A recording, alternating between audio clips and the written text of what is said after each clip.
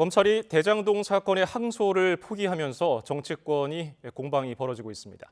민주당은 대장동 수사팀이 집단 항명한다면서 비판했고, 국민의힘은 이재명 대통령의 공소 취소를 위한 사전 작업이라고 의심하고 있는데요. 오늘은 조기현 전 민주당 법률위 부위원장, 원영섭 전 국민의힘 미디어 법률단장과 관련 내용 짚어보겠습니다. 어서 오십시오. 대장동 사건 관련해서 지난달 31일에 1심에서 실형을 선고받은 민간업자 5명은 모두 항소를 제기했고요. 전해드렸다시피 검찰은 항소를 포기했습니다. 그러면 2심에서 형량은 어떻게 되는 겁니까? 일단 형소법에는 불이익 변경 금지 원칙이라는 게 있습니다. 그러니까 피고인만 항소한 사건에서는 지금 1심 형량보다 더 높은 형량을 구형할 수는 없습니다. 그러니까 검사의 항소가 없었기 때문에 검사가 양형부당을 이유로 항소를 했다면 일부 무죄된 부분이 유죄로 인정되거나 양형이 불합리했다고 하면 항소심 재판부가 피고인에 대해서 형량을 높여서 선고할 수는 있지만 지금 1심 선고 형량보다 낮아지거나 동일하게 판결할 수는 있지만 형량이 높아지지는 않습니다. 지금 1심 재판부가 추징하기로 한 거는 473억 원. 검찰이 추산한 금액보다도 이게 크게 적거든요. 추징을 더 할 수도 없는 건가요? 네, 검사가 구형했던 금액은 7,814억이었습니다. 그중에 사실은 10분의 1도 안 되는 금액 473억만 추징으로 판결이 났는데 그 이유는 정확한 금액 특정이 어렵다는 취지였습니다. 그러니까 손해액이 없다는 게 아니고 그 손해액을 특정하는 기술적인 문제였고, 그 기술적인 문제는 당연히 항소심에 따져서 감정이든 여러 가지 방식을 통해 가지고 구현을 했었어야 하는 사안입니다.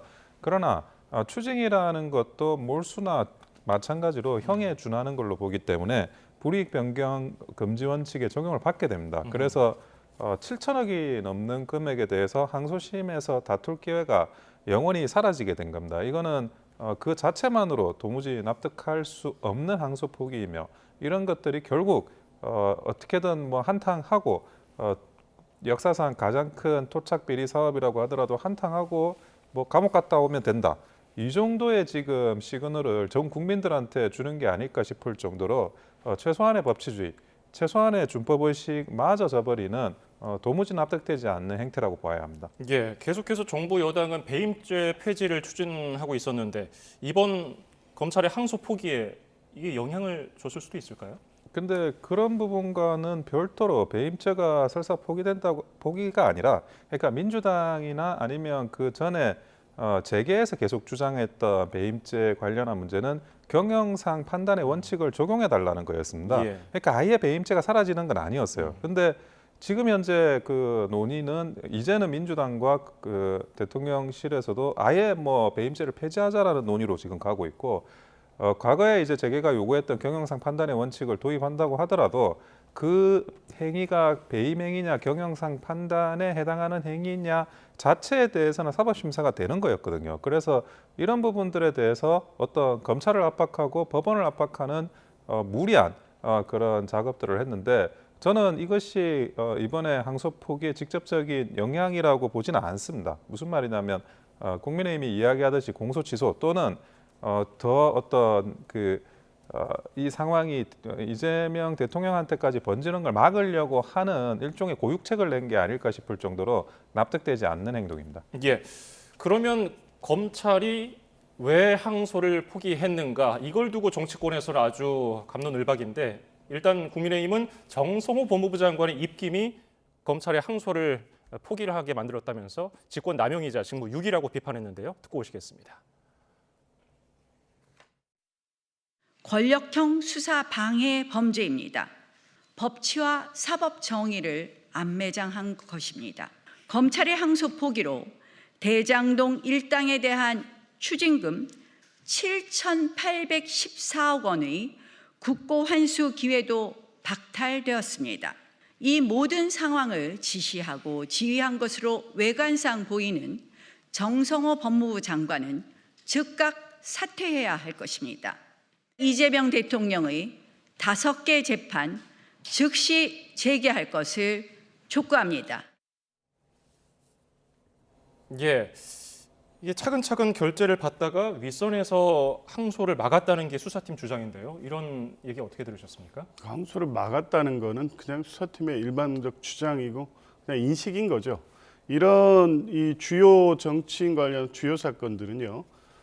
대검 검찰총장의 지휘를 받습니다. 최종적으로. 그러니까 공판 수사팀에서는 당연히 일부 이 무죄도 있고 또 일부 피고인에 대해서는 구형보다 낮은 형이 나왔기 때문에 항소 의견을 가질 수는 있죠. 그러면 1차적으로 그 의견서를 보고서로 만들어서 서울중앙지검장에 보고합니다. 서울중앙지검장은 이런 사건의 경우 대검 반부패부장 그리고 검찰총장에게 보고를 해서 최종 결재를 받는 겁니다. 그 과정을 거쳐 가고 있는 거고요.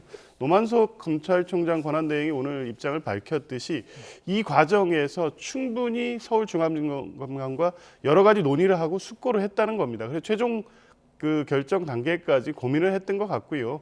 7일 안에 항소 여부를 결정해야 되기 때문에 그 기한에 임박한 시점에서 하지 않는 걸로 대검이 결정한 겁니다. 거기에 뭐 법무부 의견은 통상 주요 사건에서 듣지만 이 사건의 경우는 어쨌든 대검찰 차원에서 결정한 것이고 주요 사건의 어떤 절차적 보고 라인과 지휘 체계를 따른 것이지 이것이 이 정성호 법무장관의 지휘 압박 또 배경에 뭐 민정수석실 이재명 대통령까지 연결시키는데 구체적인 근거를 한번 밝혀보십시오.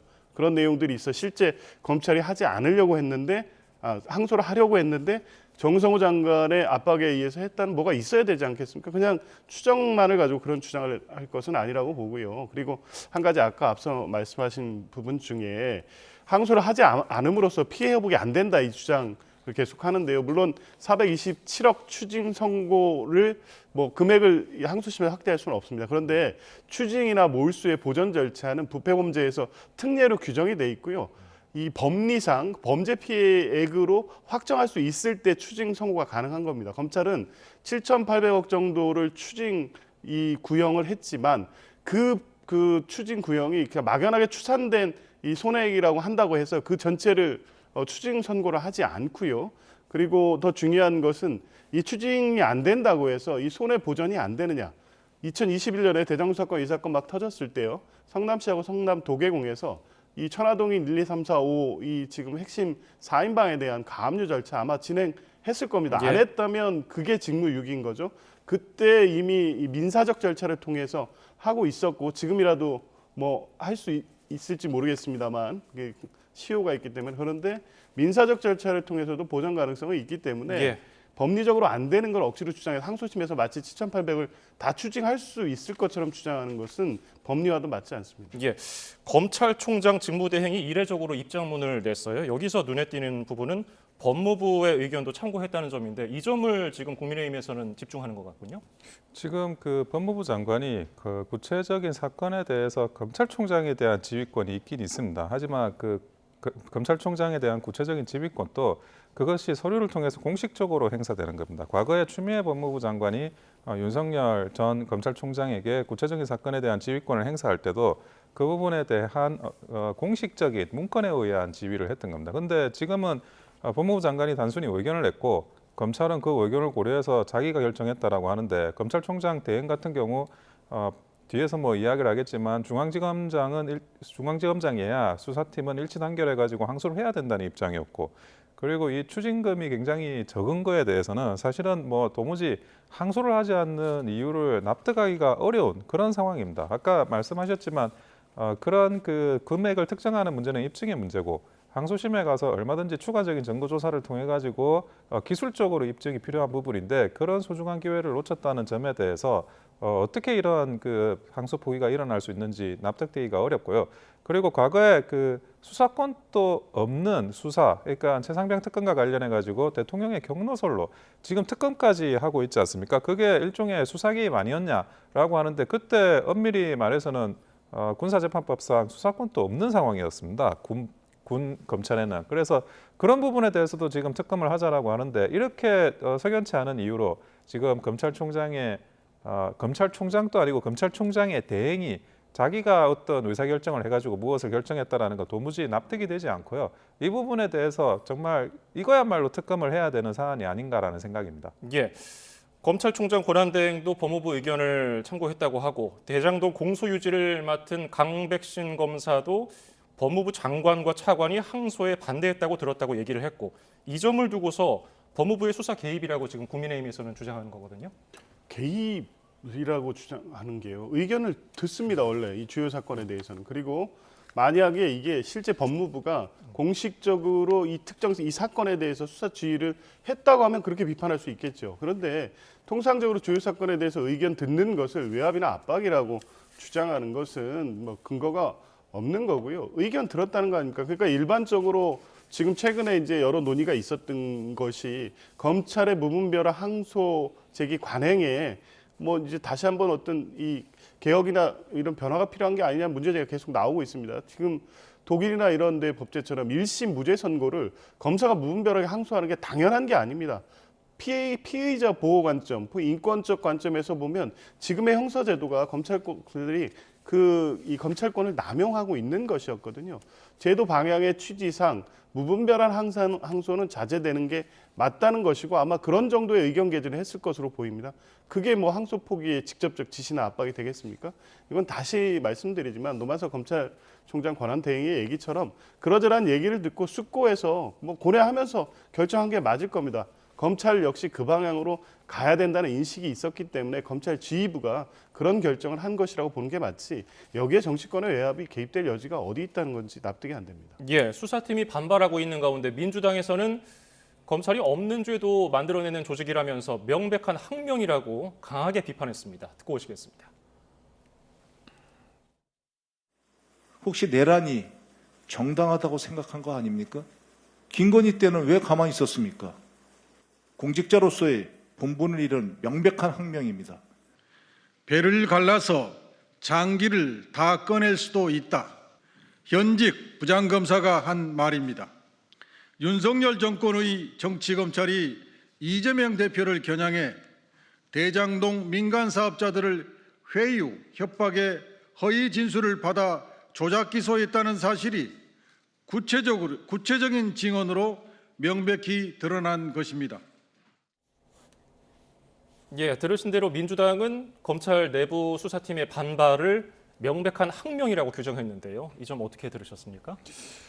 저는 그 법무부 장관의 의견을 들어서 거기에 맞춰가지고 결정을 했다라고 스스로 주장하는 검찰총장 대행의 주장이 국민의 그 주어진 그런 검사의 직분에 벗어난 그런 행위라고 생각이 들고요. 그거야말로 정말 어용 검찰이라는 그런 생각을 지울 수가 없습니다. 아무리 그 정권에 그런 힘이 있다고 하더라도 검찰의 수사라는 건 기본적으로 준사법 기능입니다. 이 준사법 기능이야말로 누구를 죄를 지고 누구를 죄를 안 주는 이 문제에 대해서 당연히 엄정하고 공정하게 진행돼야 함에도 불구하고 이 부분에 대해서 추징금 7천억이 넘는 금액을 전부 포기하는 이런 터무니없는 그 항소 포기를 했다는 것은 검찰총장 대행에게 있을 수 없는 행동이고 그리고 검사는 기본적으로 독립된 관청입니다. 자기가 준사법 기관으로서 결정을 함에 있어 가지고 그것이 조직 내부에서 어떤 그런 징계나 아니면 또 다른 이의나 이런 걸 받을지언정 검사 스스로 항소장을 제출할 수 있습니다. 그럼에도 불구하고 법무부가 반대한다 아니면 검찰총장 대행이 무슨 이야기를 한다 그래가지고 항소장을 접수하지 않는 거는 그거는 중앙지검 차원에서도 명백하게 잘못된 부분이라고 볼 수밖에 없고요.